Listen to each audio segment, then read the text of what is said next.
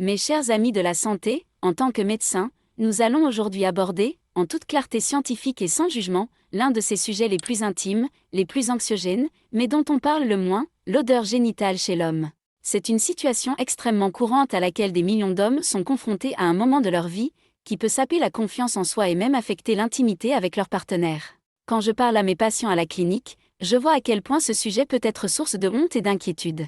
Alors, cette odeur est-elle normale ? Quand s'agit-il d'un simple problème d'hygiène et quand est-ce le signe précurseur d'une maladie plus grave et dangereuse ? Dans cette vidéo, je vais vous expliquer 3 étapes simples et scientifiques que vous pouvez appliquer à la maison pour éliminer complètement ce problème agaçant de votre vie.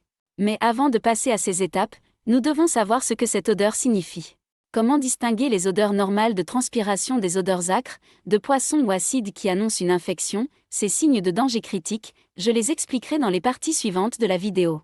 Cette conversation honnête et éclairante vous permettra de vous libérer d'inquiétudes inutiles et de prendre le contrôle de votre santé. Pour soutenir ce mouvement de sensibilisation, veuillez vous abonner à notre chaîne. Quelle est votre plus grande curiosité à ce sujet ? Partagez-la avec nous dans les commentaires, dans le respect. Avant de passer aux situations dangereuses, comprendre les causes, pour la plupart inoffensives et normales, des odeurs dans la région génitale vous rassurera. Il y a 3 causes naturelles principales. La première et la plus courante est la transpiration. Tout comme nos aisselles, notre région de l'aine est riche en glandes sudoripares spéciales appelées apocrines. La sueur produite par ces glandes est normalement inodore. Mais lorsqu'elle se mélange aux bactéries présentes à la surface de la peau, elle crée cette odeur de transpiration caractéristique. Cette situation peut être plus prononcée chez les personnes en surpoids ou par temps chaud. La deuxième, chez les hommes non circoncis, est l'accumulation de smegma. Comme nous l'avons expliqué en détail dans notre vidéo précédente, le smegma est une sécrétion naturelle qui s'accumule sous le prépuce. S'il n'est pas nettoyé régulièrement et correctement, il crée un environnement propice à la prolifération bactérienne et provoque une odeur forte et caractéristique. La troisième cause est l'alimentation. Oui, ce que vous mangez influence directement l'odeur de votre sueur et de vos sécrétions corporelles. En particulier, l'ail, l'oignon, les asperges et les aliments très épicés contiennent des composés soufrés qui, en étant excrétés, se mélangent à la sueur et peuvent être perçus dans la région génitale. Ces 3 situations ne sont généralement pas le signe d'une maladie inquiétante et peuvent être facilement contrôlées par les étapes d'hygiène que nous expliquerons dans les prochaines parties. Mais alors, quand faut-il consulter un médecin ? Venons maintenant à la distinction cruciale que je vous ai promise au début de la vidéo. Comment différencier les odeurs normales de celles, dangereuses, qui annoncent une infection ? Si l'odeur est différente de votre odeur de transpiration habituelle, qu'elle devient âcre, pisciforme, acide ou de pourriture, cela peut être un signal d'alarme. Derrière de telles odeurs se cachent généralement 3 types de problèmes médicaux. Premièrement, les infections fongiques. En particulier, les levures du type Candida peuvent facilement proliférer dans la région génitale, qui est humide et chaude.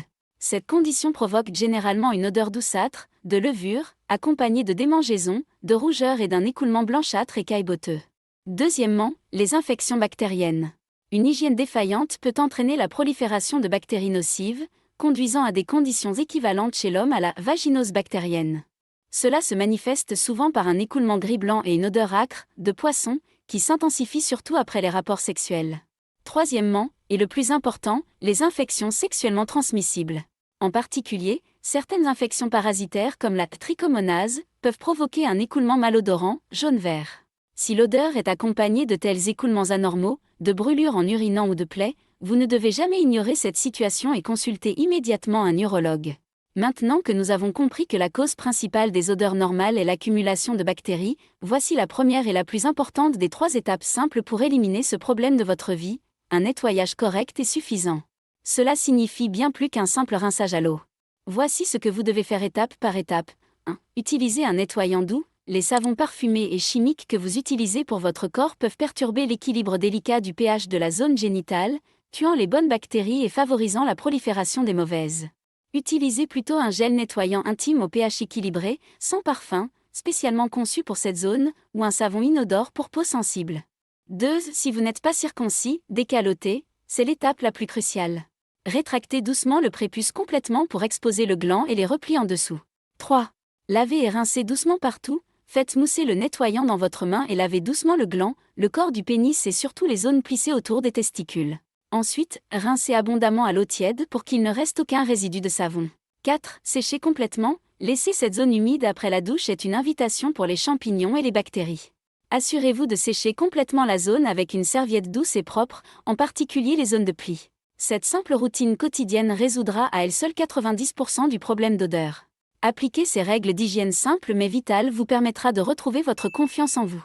Si vous trouvez ces informations utiles, s'il vous plaît, soutenez-nous en vous abonnant à notre chaîne. Avez-vous une astuce supplémentaire à ce sujet? Partagez-la dans les commentaires. Nous avons appris la bonne méthode de nettoyage. Passons maintenant aux 2 autres étapes simples qui préviendront la formation d'odeur dès le départ. Deuxième étape, choisir les bons sous-vêtements. Le tissu des sous-vêtements que nous portons toute la journée est d'une importance vitale pour la santé de cette région. Les tissus synthétiques comme le nylon ou le polyester ne respirent pas, emprisonnent la sueur et créent un environnement humide parfait pour la prolifération bactérienne. Cela cause directement des odeurs. Le bon choix est toujours des sous-vêtements 100% coton qui laissent la peau respirer.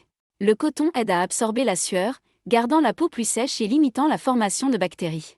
Préférer des modèles amples et non serrés autant que possible réduira également le risque d'odeur en améliorant la circulation de l'air. Notre troisième et dernière étape est l'entretien régulier des poils.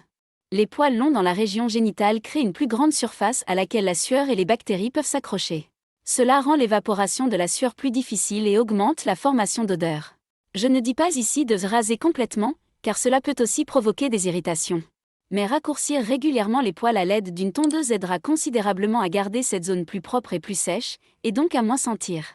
Lorsque ces 3 étapes simples, un bon nettoyage, le bon tissu et un bon entretien, sont combinés, le problème d'odeur génitale appartiendra en grande partie au passé. Mes chers amis, résumons. L'odeur génitale n'est pas une honte, mais un problème courant qui doit être résolu. La plupart du temps, la cause réside dans des facteurs normaux et inoffensifs comme la sueur, le smegma ou les aliments que nous consommons. Mais si l'odeur s'accompagne d'un écoulement anormal, de démangeaisons ou de brûlures, cela peut être le signe précurseur d'une infection et il faut absolument consulter un médecin. La solution pour les odeurs normales réside en 3 étapes simples. 1. Un nettoyage correct et suffisant. Lavez chaque repli avec un nettoyant doux et séchez complètement. 2. Les bons sous-vêtements. Préférez les tissus en coton respirant. 3. Un entretien régulier des poils. Gardez les poils courts pour éviter l'accumulation de bactéries.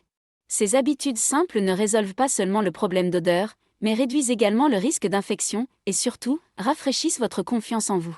Au lieu de vous inquiéter dans l'intimité avec votre partenaire ou dans la vie sociale, vous vous sentirez propre, frais et confiant.